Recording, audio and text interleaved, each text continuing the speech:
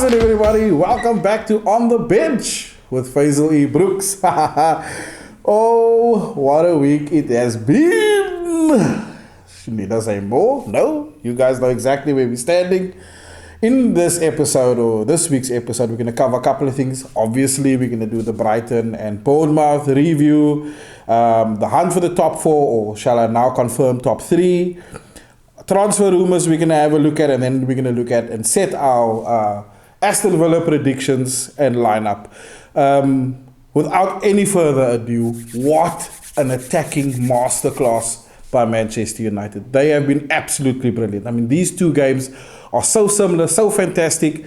We thought we'd just bag them both together and have a look at both of them because they were absolutely amazing. Like the Brighton game, fantastic. Again, you can see that Ollie is setting these guys up for absolute greatness. And the attack and the pressure mounted by the midfield has been amazing. I mean, Bruno and Pogba again, they're just becoming so consistent in those positions. They are just such a good support structure for our young up-and-coming front three. I mean, they are absolutely amazing. And if you look at the from the comments that you guys have posted, the mentions and your predictions, we weren't obviously, I don't think any of us really predicted a 5-2 for Bournemouth, but even with the Brighton game, our predictions were not far off. The lineups weren't far off. So you guys are doing really well. Mark, your goal predictions there are getting very good. I mean, even mine, I called a 1-0 against Bournemouth. What's a goal? It's 4 goals between friends. Really, but it's a good thing I didn't put my wages on it. Nonetheless, if I'm wrong and we score more goals, who cares? If I'm wrong and we lose, then we're going to start questioning things. But nonetheless, absolutely fantastic. It's so entertaining to watch United again, because we don't know where the next goal is going to come from and who's going to be the next most accurate, who's going to put the balls into the net. And so if you look at the Brighton game and the Bournemouth game, there were so many similarities in the attack and how they approach the game that you can see that United's mindset now is no longer sit back and hope we can catch something on the break. It's definitely go out there, be relentless, push the boundaries, score as many goals as you can, and there is no selfishness about it, man. You can see they're all playing for one another. There's nothing about it's my goal and no, it's not your turn to score. Nonsense talk.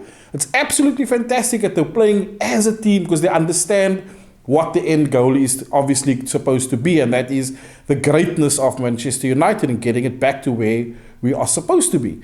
And just, we can't mention the goals without mentioning Mason Greenwood again there in the attack, 2 goals against Bournemouth.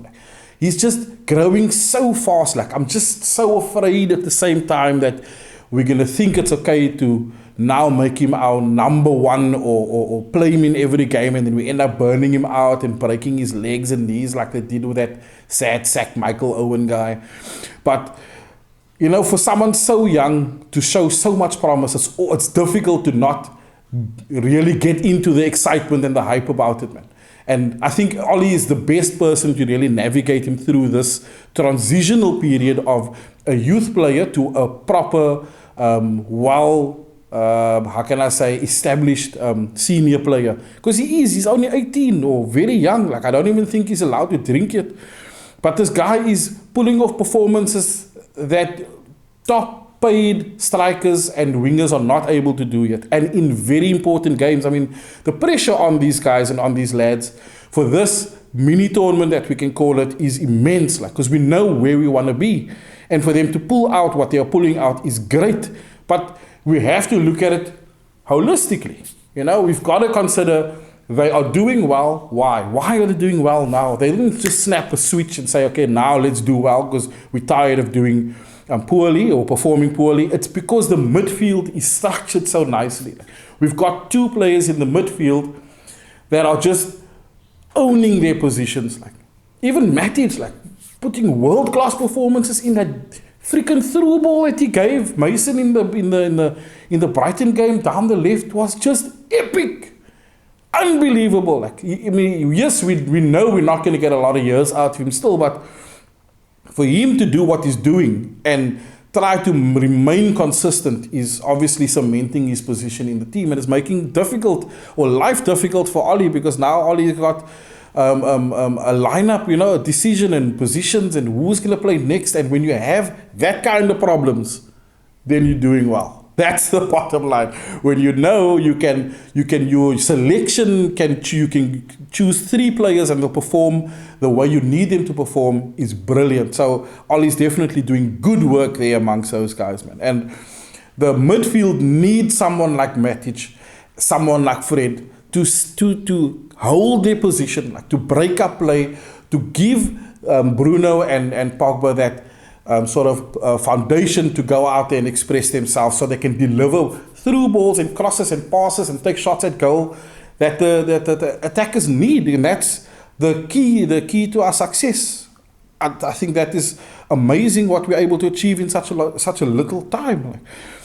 So it's important for us to maintain this tempo, man. It's important for us to maintain this pressure, not only during the game, but it needs to follow on, carry on to the following games, because ultimately that is the key. I mean, your game ultimately is won and lost in the midfield, and for us to have that selection headache, I'd like to call it, is really a luxury for us, because we know we've seen years without it.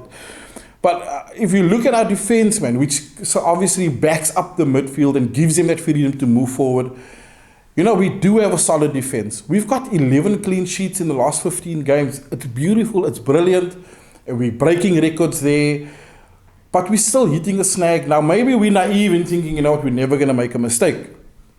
I mean, obviously we are, but I think it's the type of mistakes that we're making that is really annoying a lot of us. I say us, I mean fans, management, Ollie, because, for Maguire to get nutmegged on the touchline, you know what I mean? Right in front of his goalkeeper, like he's supposed to protect the guy more than anybody. And the way we conceded that goal, we were obviously very grateful for the fact that we had the type of attack, and we have the type of attack that we have, and the amount of players that we have that can contribute to it. But if this was United of 6 months ago, we would have lost that freaking game because of a silly nutmeg that Harry Maguire sent through. It's unacceptable for me. Like, he really needs a speaking to, and I think maybe I should call him up again, because just give him an earful. Nonetheless, you know what? We're gonna make mistakes, man, and maybe it's because we are easing up on our focus in those positions, because the game is really being played in the midfield as opposed to in front of the 18-yard box and then hitting on the break. So the guys maybe lose a little bit of focus, and there's many factors, I suppose, that contribute to making a silly decision like that. But things happen, and we need to move past it. Ultimately, we won the game 5-2. That's the most important thing at the end of the day. We could convert. We could take that 1-0 and turn it into a 5-2. Can we say United would have done that 6 months ago? No, I don't think we could have. In fact, the last game against Bournemouth, we lost. They went 1-up, and then they just parked 5 golden arrows in front of us and said, you're not scoring. So for us to be able to rip them apart the way we did and maintain that spontaneity and that indecisiveness that we embedded into their defense, obviously was the ingredients to the 5 goals. And with that said, man, we can't not acknowledge how well Aaron Wan-Bissaka and Luke Shaw is doing. Like, every week so far, I say, bring on Brandon Williams. I'd like to see a little bit of Brandon Williams, and every time he play Luke Shaw. But I can't deny this guy he's just unrivaled there in the left back position. There's no one else that he can bring on. Okay, Brandon Williams, yes, he's young, he's youthful, and he's got good new ideas, and he's also fast-paced, and he's tenacious, and he can break up, but he is young. So it's important for Ollie to, yes, pick his strongest team, and at this point, I have to maybe agree and concur that Luke Shaw is probably the left back that forms part of the strongest 11. And it is then, obviously, maybe moving forward, either going to be the right choice for that position and use Brandon Williams as the reliever, as what Ollie's thinking. So, so if you look at Aaron Wan-Bissaka, again, we mentioned this before, and I want to keep repeating myself, but he is doing well. But also, more importantly, he's doing well because he's got good people in front of him. And you could see that change. The minute Ollie said, okay, no, wait, let's put Greenwood in front of Wan-Bissaka instead of Daniel James. Different game, different team, different tempo, more goals, more crosses into the box, more run and attack, more runs at the defense.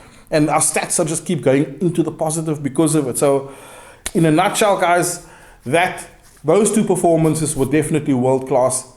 Remember, we were losing games before. And I want to actually touch on something that I didn't actually really prep or want to really add to it, but we have to acknowledge the amount of contribution that Bruno has added to this team, man. Because before Bruno, we weren't this attack-minded, man. We didn't have Pogba. And it is significant if you think about the amount of points we lost. Not the games we lost, the points we lost. So the amount of draws we had that should have been wins. And I almost want to think, you know what? Why didn't we get him in June last year? Had we got him in June last year, guys, do me that favor, man. In the comments, if you guys can kind of figure out how many points we would have gained had Bruno started and just convert the draws to wins. Those 2 points for every draws added to our total.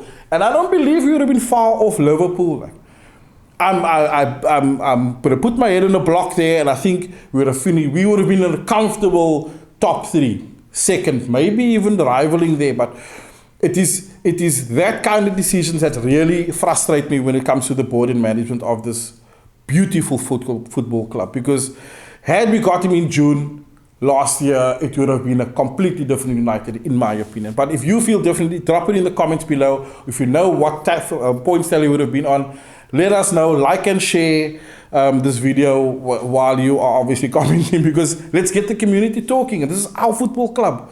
We buy the shirts. We support it. So, excuse me, we should also have a say. But it is now, if you look at where we're positioning ourselves now, we're fighting for top 3. We're not fighting for top 4. Top 4 is for Chelsea or maybe Wolves. We're going for top 3. If you look at what Leicester and Chelsea did, they each lost and won. I think Leicester might have drew a game, if I'm not mistaken. But nonetheless, they dropped points as we predicted.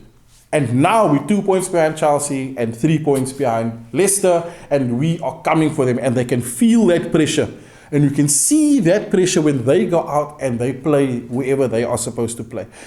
It is that kind of pressure that forces errors from them, because they are now losing their focus, or their focus has shifted. And even though Vardy scored a couple of goals yesterday or whenever he played, but you can see that they are not settled, man, and they don't have they're not going to have the legs to go all the way. Yes, Wolves also lost, and that gives us a little bit of breathing room, but they're not completely off our back. The importance for us to maintain our consistency in winning games, and I don't care if it's going to be 2-0, 4-0, 5-0. It's important for us to score the goals and win the games. That's imperative. We can't afford to lose a game. No way. If we're going to finish third, it's going to mean we're going to have to play our top 100. Top 100. My gosh. Top 11. Play our top 11 every game. We have to choose our strongest game for the Premier League and go out there and win and nail the 3 points, because there is no room for error. And goals that we give away, like Harry Maguire gave away, it just frustrates me. But nonetheless, we are now rivaling for top 3, and it's definitely going to be within our reach. It's already within our reach. It's now up to us taking it. And they are going to drop points. I mean, if I look at the fixture list, I mean, look at Chelsea. Chelsea's now playing Crystal Palace. They'll probably win Crystal Palace, but they then play Sheffield. They must play Liverpool, and they must play Wolves. Now, I doubt the Liverpool game. I think, I hope not. I hope Liverpool will come out there, like I said before, and really have the enthusiasm to win the game. But I won't be surprised if they pick a top 11 from district over here, or maybe William Herbert, and say, you guys go play Chelsea, you have a little fun with the ball. But the important game is the Wolves game. Last game of the season, right, for them. Their Sheffield game, because Sheffield's going to want to stay up there as well. Important game. There is games that Chelsea can drop points, and we're going to take it from them. Leicester as well. Leicester's got to play Arsenal. That's their next game. Arsenal's looking at a little bit of an upward movement, and let's hope they can score. Aubameyang is chasing for golden boot, so that's enough motivation for them to do that. So Arsenal can take points from Leicester, but then so can Spurs, and obviously we are, because we play Leicester on the last game. Now I don't want to go into the last game us having to equal them on points because their goal difference is a little bit better, because obviously we didn't have Bruno for 6 months, but we need a little bit of an edge, and I feel they're gonna drop 4 points before we need to get to see them on the last day.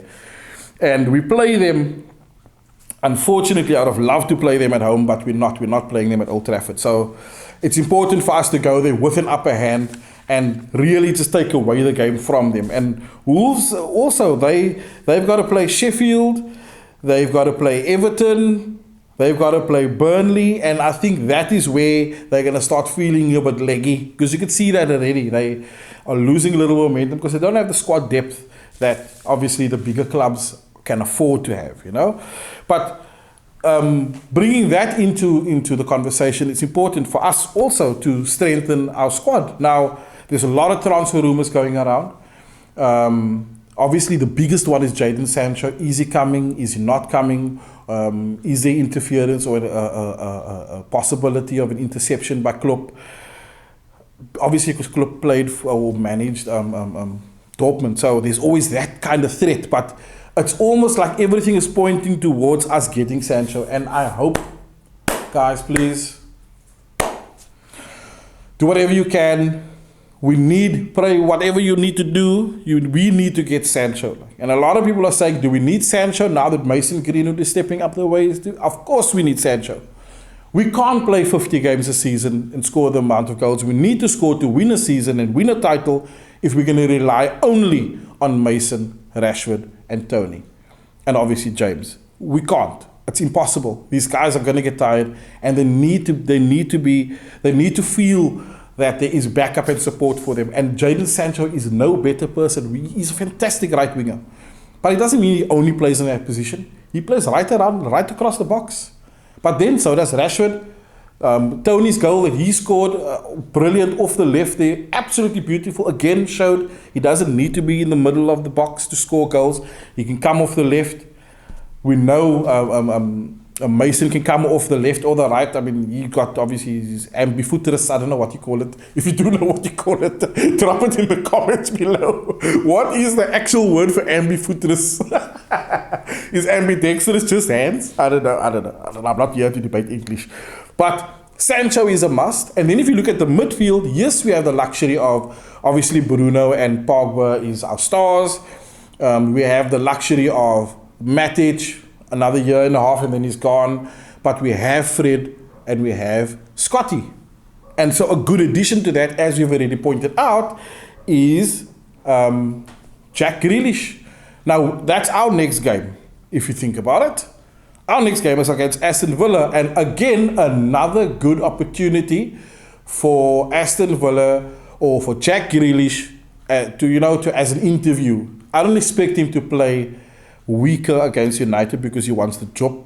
No, that's not what it's about, but it's a good opportunity for us to see how is he going to perform against the bigger clubs. And he's kind of in the same position that Bruno was, if you think about it, at where Bruno came from. I think it was Sporting Lisbon, where he was, the star in the team and everything again depended on him. And that's kind of what Jack Grealish is doing now. And I think put him in a team where you have stars around him that he can depend on, and you're going to see not only a much better Jack Grealish, not to say he's bad, a much better Jack Grealish, but also somebody that can contribute significantly to our points tally, to our structure, to just the overall performance of the team.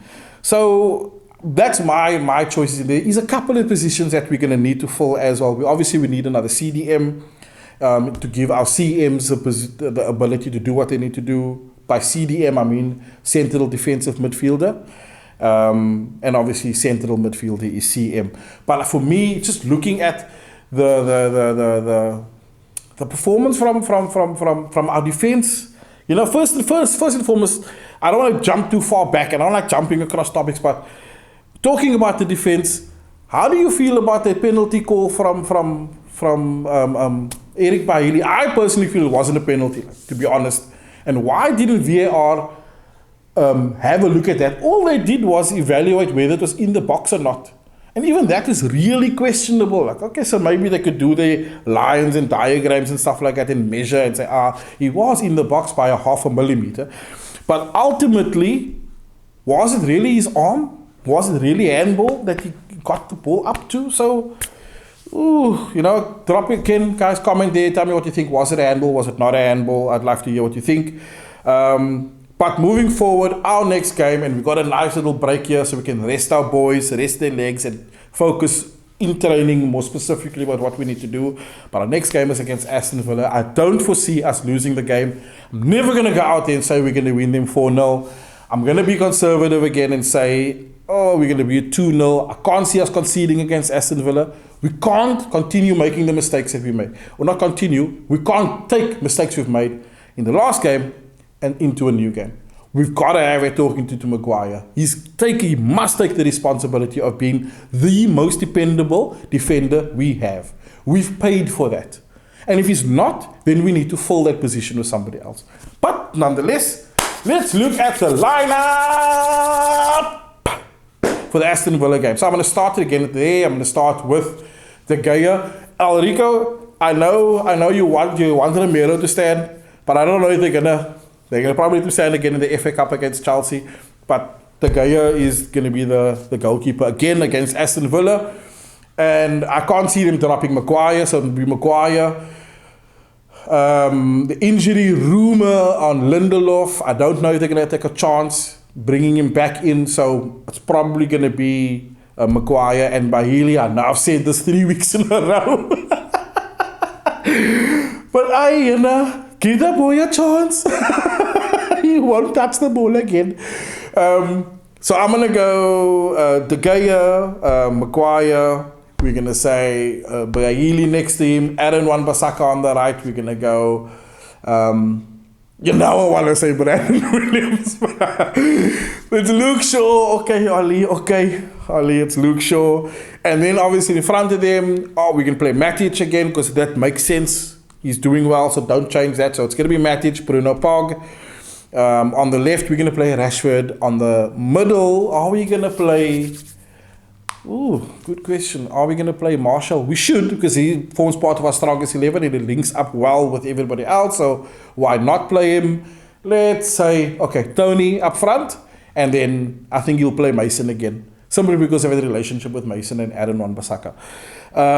So yes, that's my top 11 for the Aston Villa game. And I predicted a 2-0. I'm going to go with my 2-0. We can't concede any goals. Really, we need some sort of reward. And I'm hoping that clean sheet is some sort of golden glove that we can get. Something.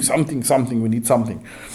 Guys, thank you again for your time, for your video, or for my video, for our video. What am I saying? But thank you for watching. Like and share this video. And if you have not, now is the best time to subscribe. No other better time than now. And I look forward to chatting to you soon. Cheers!